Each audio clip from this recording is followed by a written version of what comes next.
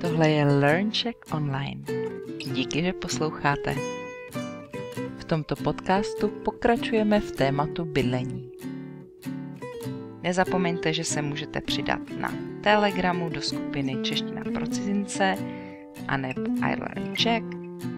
Budu moc ráda, když mě podpoříte na www.patreon.com/iLearnCheck anebo se stanete členy mého kanálu na YouTube LearnCheck Online.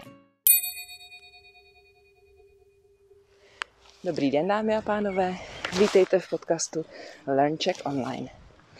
Dnes bych se ještě trošičku zabývala bydlením. Minule jsem dost mluvila o tom, jak takový byt nebo dům může vypadat. Také jsem trochu mluvila o tom, co se může nacházet v okolí vašeho domu. Tak možná teď bych mohla trochu promluvit o výhodách a nevýhodách bydlení na různých místech. Samozřejmě to, co je pro někoho výhoda, může být pro druhého člověka nevýhoda. Možná se mnou nebudete souhlasit, takže tohle je jenom takové moje přemýšlení. Jsou to moje úvahy o tom, co můžete říct, jaké jsou výhody a nevýhody bydlení například na venkově versus ve městě, bydlení v bytě versus v domě a podobně. Pojďme nejprve vzít bydlení v bytě versus bydlení v domě.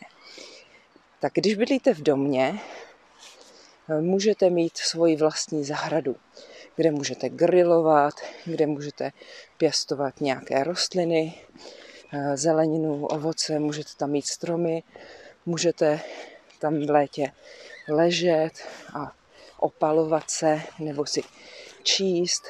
Váš pes nebo vaše děti tam můžou běhat a hrát si. Tak to je určitě velká výhoda mít zahradu. Výhodou bydlení v domě taky je, že nemáte tolik sousedů nebo nemáte sousedy přímo za stěnou svého bytu.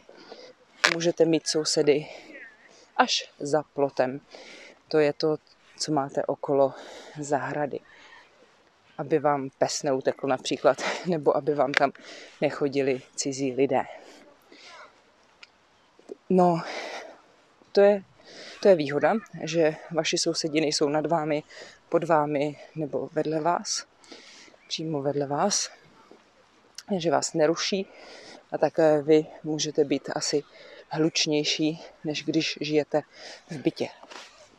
Můžete mít větší sklep, můžete mít garáž, ale nevýhodou může být, že máte v domě víc práce. Musíte všechen ten prostor, celý ten dům, všechny pokoje a místnosti uklízet sami. Nejsou tam druzí lidé, se kterými byste si tu práci a taky ty náklady, to jsou ty peníze, které musíte zaplatit za opravy například, tak se kterými byste si to všechno rozdělili. I zahrada může být pro někoho příliš mnoho starostí a práce. Takže výhodou bydlení v bytě je, že je to méně prostoru, který musíte uklízet nebo opravovat a také méně prostoru, který můžete zaplnit věcmi.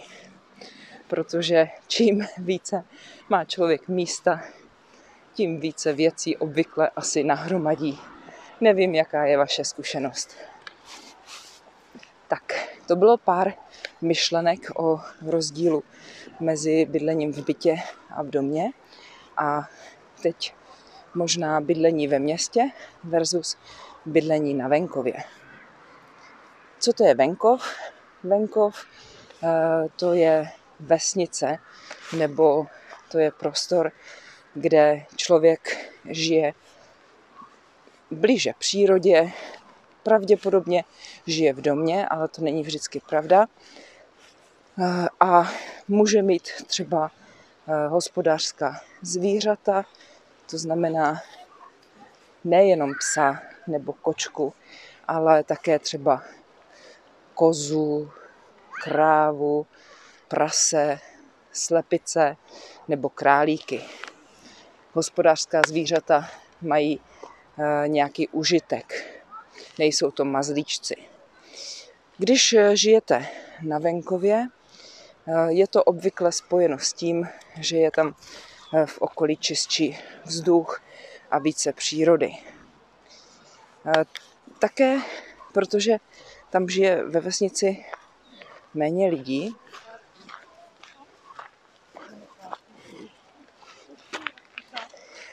tak se pravděpodobně všichni znají. Je možné, že tam žijí celý svůj život a každý o každém všechno ví. To může být pro někoho fajn, ale jiným lidem to může vadit. Chtějí mít více soukromí. Nechtějí, aby druzí lidé strkali nos do toho, do čeho jim nic není. Nechtějí, aby se starali o jejich záležitosti. V tomto směru je město anonymnější. Lidé se tam tolik neznají a jsou k druhým více lhostejní. To znamená, že je tolik nezajímá, co dělají sousedi, odkud jsou. Ale samozřejmě ve městě chtějí mít klid a nechtějí, aby je ti sousedi rušili. Ve městě mohou být lidé nervóznější kvůli tomu, že je tam větší hluk. Jak už jsme řekli, žije tam více lidí, kteří jsou si blíž. V jednom domě žijou desítky lidí a ti můžou být hluční a potom jsou lidé na sebe protivní, nebo také z toho, kolik tam jezdí aut, jak je to špinavé, jak je tam špatný vzduch, tak to jsou nevýhody města.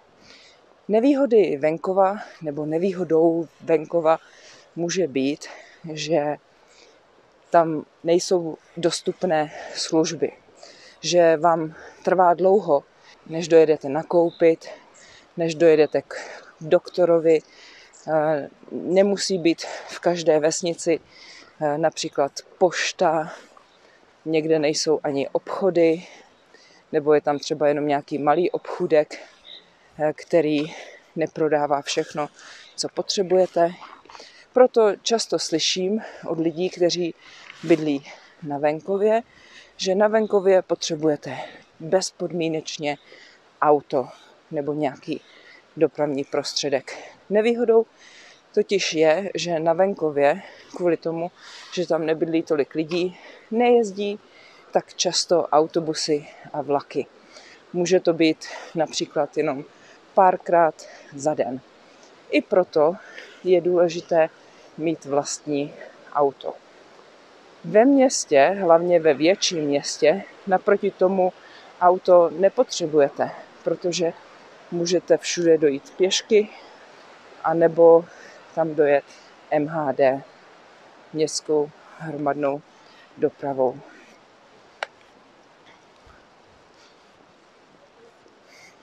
Tak, nevím, co bych tomu ještě řekla. Když říkám služby, tak další problém, co může být na venkově daleko, jsou samozřejmě školy, ale určitě také divadla, kina, festivaly, koncerty. Něco tam sice je, ale není tam takový výběr jako ve městě. Věřím však, že i na venkově se lidé zabaví a ačkoliv pro mladé lidi se může zdát venkov nudný, starší lidé ocení jeho klid.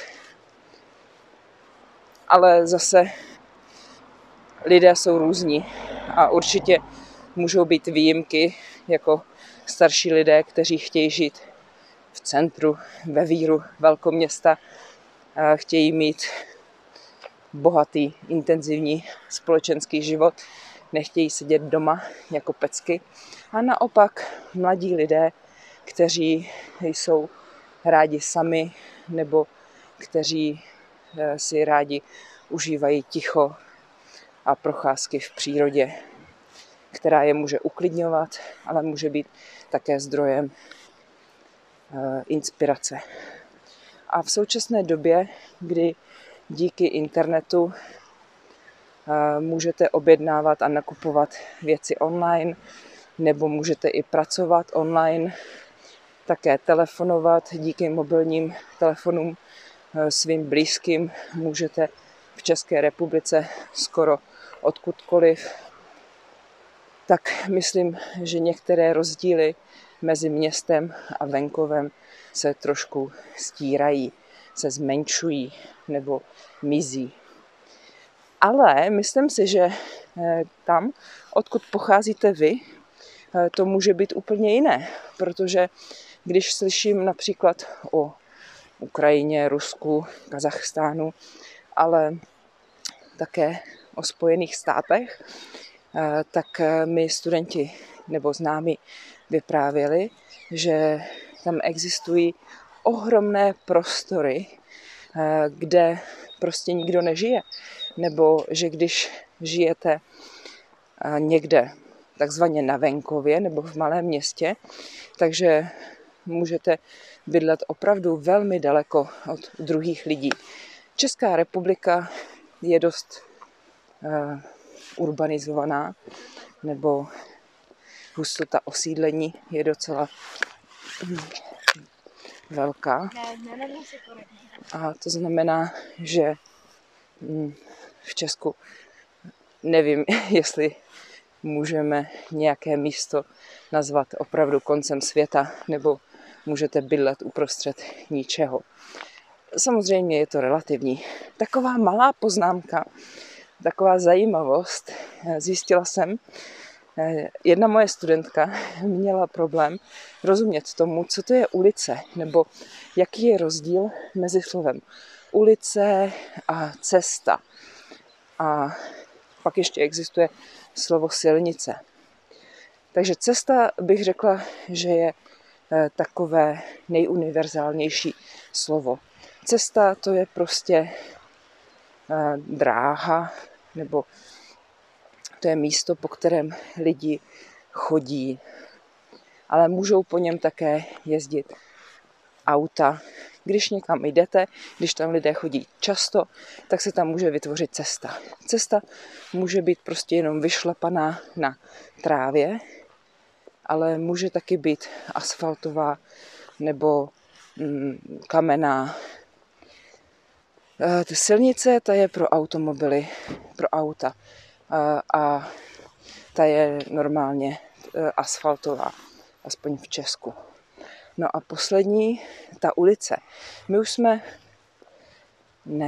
Pardon, já jsem nahrávala jeden podcast dopředu a tam už jsem mluvila, ale vy to teprve uslyšíte o tom, co to je ulice. Takže ve srovnání s cestou, ulice se nachází jenom ve městě nebo ve vesnici, tam, kde lidé bydlí. Není to někde mezi městy. Ale zjistila jsem, že problém je v tom, že taková ulice v USA, kde jsem byla na návštěvě, může vypadat jako jenom nějaká cesta nebo silnice, protože domy lidí jsou tam od sebe tak daleko a mezi nimi může být třeba les, nebo to aspoň vypadá jako les, že tam, kde by to měla být ulice, protože to má jméno a je to v zastavěném území, v obci, tak se mi zdálo, že to vůbec jako ulice nevypadá. Takže chápu, že proto můžou mít například Američané problém porozumět rozdílu mezi slovem cesta a ulice. Tak to už by mohlo stačit. Kdyby vás ještě něco zajímalo, tak neváhejte a napište mi, dejte mi vědět.